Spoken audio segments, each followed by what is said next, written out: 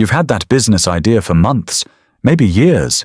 It keeps showing up in your prayers, your dreams, those quiet moments when you're alone with God. But here's what stops you. If God is against greed, why did he make Abraham, Joseph, and Solomon wealthy? And if business is worldly, why does he keep giving you ideas you can't shake? What if your desire to build a business isn't rebellion? What if it's a calling you've been too afraid to answer? If guilt and calling are battling inside you right now, stay with me until the end. Because this might completely change how you see money, work, and what God actually wants from you. And if content like this helps you grow both spiritually and financially, consider subscribing. Not for algorithms, but so we can walk this journey together. Here's what the world taught you about business. Business equals money. Success equals lifestyle. Freedom equals escaping the 9 to 5. But the kingdom, it speaks a completely different language. Business equals stewardship. Success equals obedience. Freedom equals alignment with God's purpose for your life. The world asks, how much can I make? How fast can I scale? How big can I get? God asks one question, who can I serve through you? And that single shift, that one question, changes everything about how you approach entrepreneurship, how you make decisions, and ultimately whether your business becomes a blessing or a burden. Most people start businesses by asking the market what's trending, copying successful models, following the gurus, all good things, but they never ask God the most important question first. Lord, what is your purpose for me in this business? Think about it. We'll spend weeks researching our target audience, analyzing competitors, building financial projections, but how many of us actually pause and invite God into the blueprint stage? Proverbs 3 verses 5 and 6 tells us, "Trust in the Lord with all your heart, and lean not on your own understanding. In all your ways submit to him, and he will make your paths straight." Notice it doesn't say ignore strategy. It says submit your strategy to him first. Wisdom comes from the word, not just the market. When you start there, everything else falls into proper alignment. So why would God call you into business? Let me give you a framework that completely changed how I see entrepreneurship. 3 reasons: stewardship, service, and multiplication. First, stewardship. Go back to Genesis 2 verse 15. Before the fall, before sin, before everything went wrong, God placed Adam in the garden to work it and take care of it. Work wasn't the curse. Work was the original design. Your business isn't just about making money. It's about stewarding the resources, ideas, skills, connections, and capital God has entrusted to you. Everything in your business belongs to him. You're simply the manager he appointed. Second, service. Matthew 20 verse 26 says, "Whoever wants to become great among you must be your servant." Real business solves real problems. It creates genuine value. It serves people, not exploits them. Every product you create, every service you offer should answer one question. How does this genuinely help someone? When you build a business around service, profit becomes a natural consequence, not a desperate chase. Third, multiplication. Remember the parable of the talents in Matthew 25? The servant who buried his talent didn't steal it. He didn't waste it frivolously. He just didn't multiply it. And Jesus called him wicked and lazy. When God gives you an ability, an idea, an opportunity, and you don't use it, that's not humility. That's disobedience. When you don't multiply what he's given you, you're wasting your calling. Your business might be the exact vehicle through which God wants to multiply your impact, your influence, and yes, your resources, so you can be a greater blessing to others. And here's the part most Christians get completely wrong about business. It's the reason many faithful, God-loving, Bible-believing entrepreneurs stay broke their entire lives. 1 Timothy 6 verse 10 says, "The love of money is a root of all kinds of evil." Not money itself, the love of it. the worship of it, the obsession with it. God has no problem with money. He has a problem with money replacing him. Matthew 6 verse 33 puts it perfectly.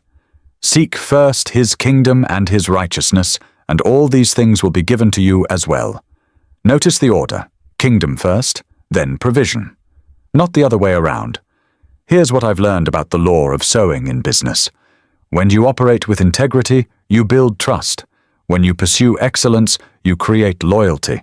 When you practice generosity, you open the door to abundance. But here's the catch.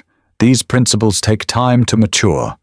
In a world obsessed with overnight success, viral moments, and get-rich-quick schemes, kingdom business requires patience. It requires you to believe that doing the right thing, even when it costs you short-term, will always produce the right results long-term. Most entrepreneurs fail not because they lack skill or strategy. They fail because they compromise their values when things get hard. They chase the quick money instead of building something lasting. They cut corners when no one's watching. But when you root your business in kingdom principles, you're building on a foundation that cannot be shaken. You're playing a completely different game, one where God himself backs your obedience with his blessing. Let me tell you about Marcus. That's not his real name, but his story is real. When I started mentoring him, he was barely surviving. His business was stuck at the same revenue for 3 years. He was constantly anxious, always behind on bills, losing sleep, losing hope. But here's what was really happening. Marcus was building his business like the world taught him. Chase every lead. Say yes to every opportunity. Do whatever it takes to close the deal. Then one conversation changed everything. I asked him, Marcus, who does God want you to serve?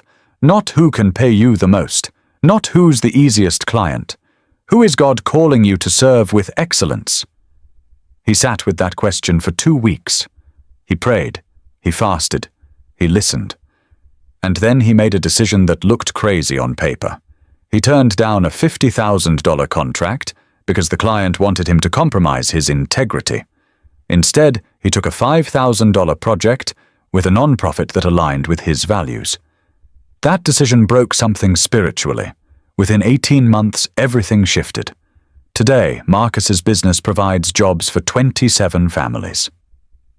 He's not just making money, he's making a kingdom impact, and the abundance followed his obedience. That's what happens when you stop building for profit and start building for purpose. But let's be honest. There will be moments in kingdom business that test everything you believe.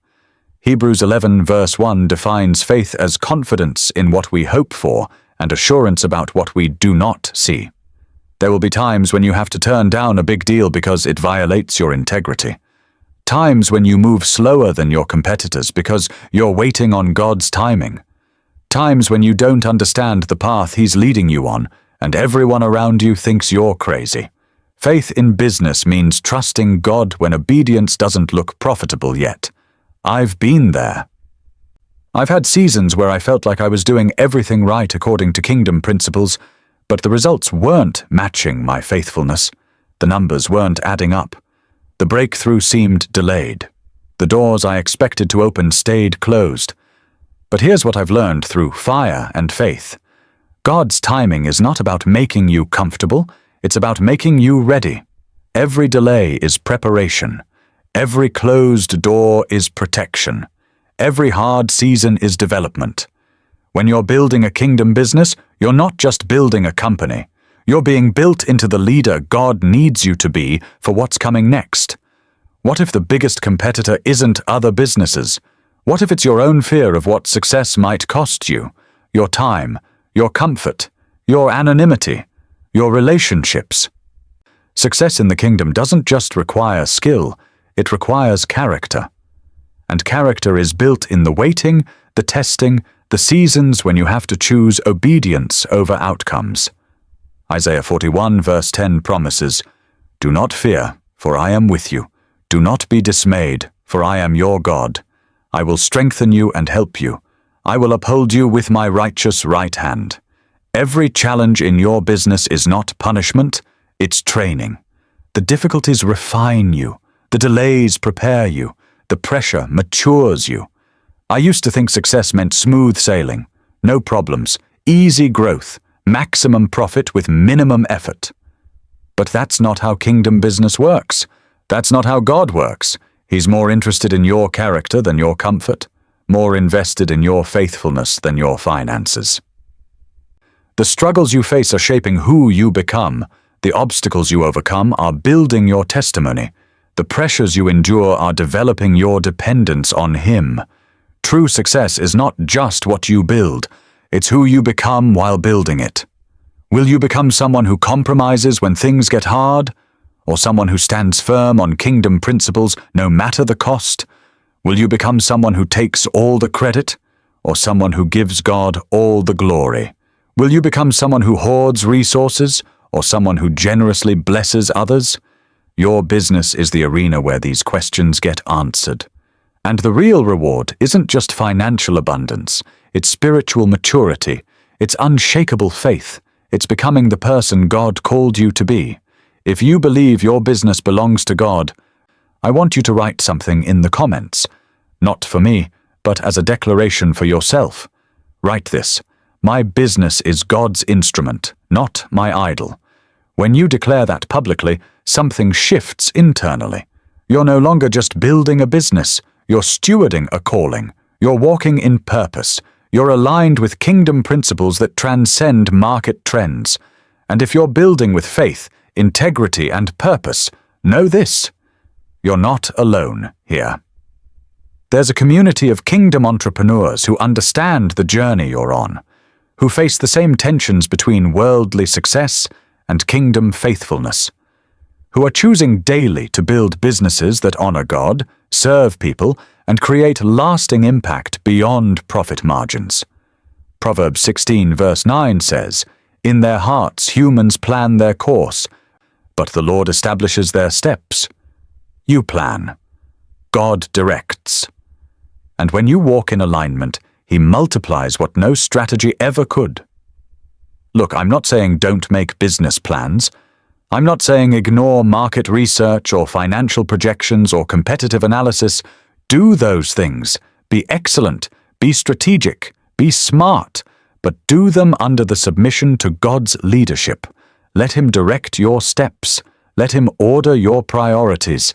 Let Him establish your business on a foundation that lasts beyond economic shifts, algorithm changes, and market disruptions. Because here's the truth nobody talks about in entrepreneurship circles. The most successful businesses aren't always the ones that made the most money. They're the ones that fulfilled God's purpose. They're the ones that served people with excellence. They're the ones that honored kingdom principles even when it cost them opportunities. Your business might not make you the richest person in your industry, but it can make you one of the most faithful, one of the most impactful, one of the most fulfilled. And in the end, when you stand before God, He won't ask how much you made or how big you scaled. He'll ask what you did with what He gave you. He'll ask who you served. He'll ask if you were faithful with your calling. So as you build, remember this: success is not about the size of your bank account. It's about the faithfulness of your obedience. It's about whether you built something that matters, something that lasts, something that brings glory to God and blessing to others. That's kingdom business. That's what happens when faith meets entrepreneurship. And that's the journey I want to walk with you. I'll see you in the next video, where faith meets real financial wisdom. Until then, keep building, keep believing, keep trusting God with your business. Because when your business is aligned with His purpose, there's no limit to what He can do through you.